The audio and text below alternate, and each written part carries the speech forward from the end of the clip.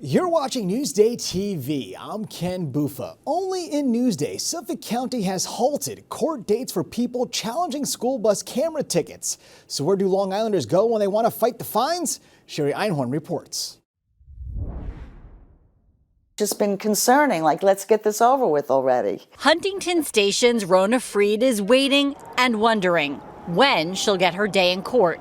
She got this citation in the mail saying she had passed a stopped school bus in November in downtown Huntington. According to the video we watched with Rona, from the link in the citation, the alleged incident happened here, heading eastbound on Main Street between Green and New Streets. This is you? This is me. And stop sign comes out as I'm passing the stop sign. Do you think you did anything wrong? No, I don't think I did anything wrong. Here's the thing, though. Rona could be waiting a while to prove her point. Turns out Suffolk County stopped hearing cases from drivers who are contesting tickets before the new year.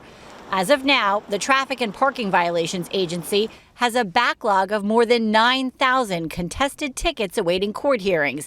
And per the county, quote, "We do not have a date for when they will be scheduled." From an attorney standpoint, obviously I'm chomping at the bit in that point because let's face it, anytime there's significant delays like that, it usually doesn't work towards the government's favor. The pause in the hearing process, which started under the previous administration, was triggered by a case from a driver who challenged a ticket and an appeals court sided with him. According to a statement from the current county executive, Ed Romaine, TPVA is now focused on reviewing outstanding notices so that those who seek a hearing can have their day in court and those who broke the law are held responsible for their infraction. So what does that mean for drivers like Rona Freed? They just have to wait. It just seems so unfair to me. I'm Sherry Einhorn for Newsday TV. A state appellate court has ruled New York's red flag law is constitutional. Newsday's Albany Bureau Chief Yancey Roy explains why this ruling is so important. It allows law enforcement to confiscate weapons from people who might be seen as a potential threat to themselves or others. This case stemmed from an incident in Orange County. Neighbors got into a verbal dispute. One neighbor pointed a loaded shotgun at another. He was charged with a crime there, but beyond that, police also acted to execute what's called an extreme risk protection order, the red flag order, and take away his other weapons. This man challenged this in court, saying that the law itself was unconstitutional. So what happens next? Statute stays in place. The state and authorities all over the state will be able to continue to issue red flag orders, and when they deem necessary, take away guns from people who might be a danger to others. And meanwhile, the case will continue forward. Now, to read more about this story, go to Newsday.com, click Get More below the Newsday TV video box. The Justice Department is suing Apple. The antitrust lawsuit accuses the tech giant of monopolizing the smartphone market.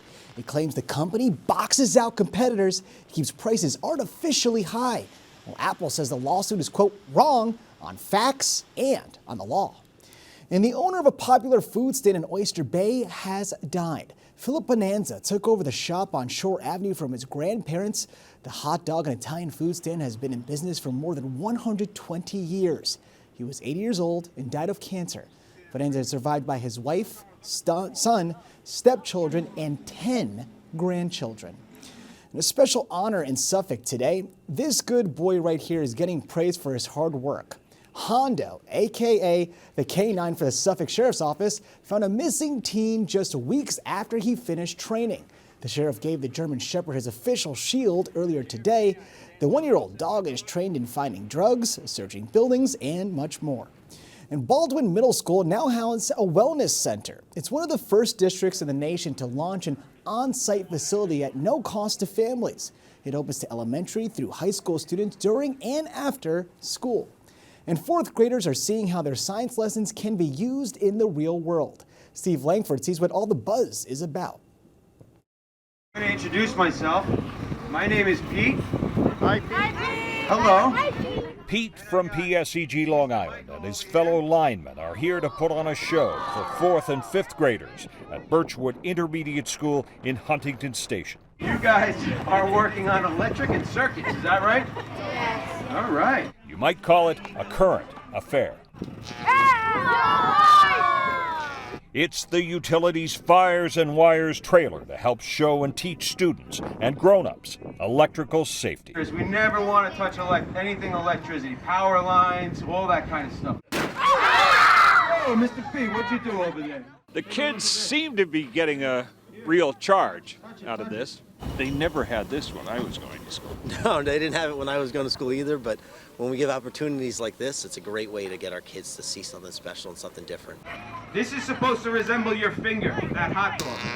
Right. These guys are real live wires. What's this? Blow dryer. What is that blow dryer gonna do? Oh. He doesn't have any hand in it. What are you? So you're a lineman. Yes, sir.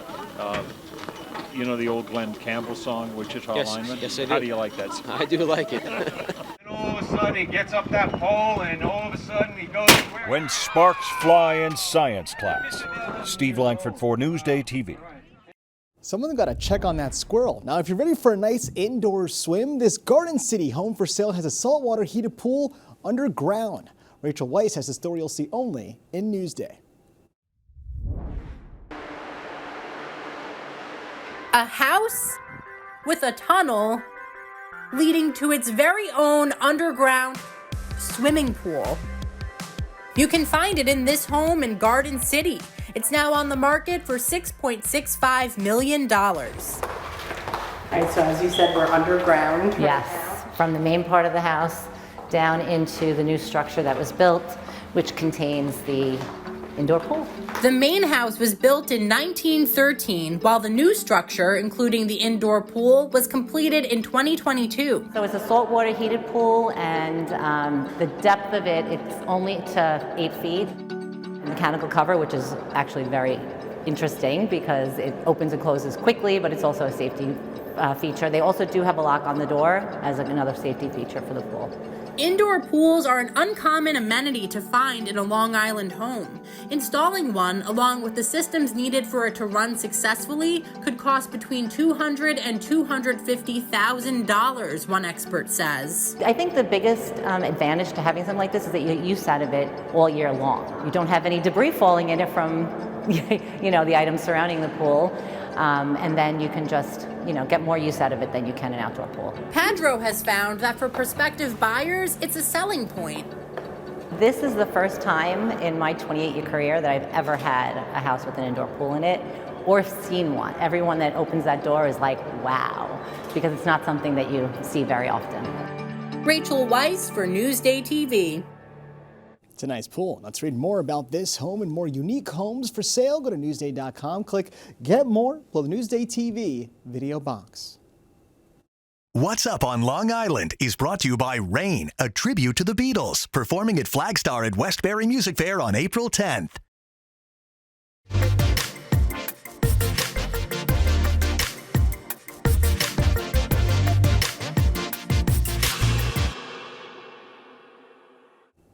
All right, here's what's up on Long Island.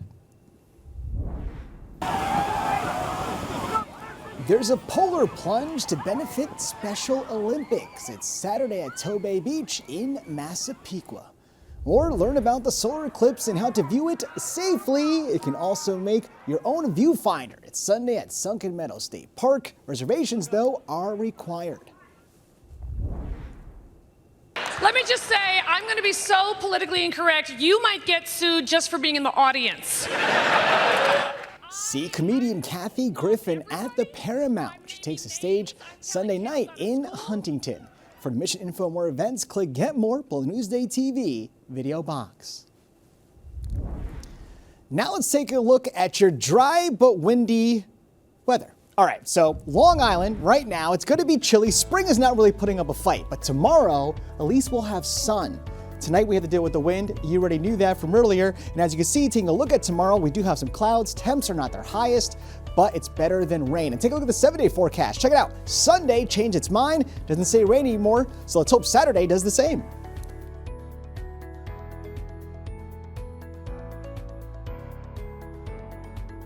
Long Island weather is brought to you by Home Tax Saver, PTRC Incorporated. You're watching Newsday TV. I'm Ken Buffa. Thank you so much for joining us.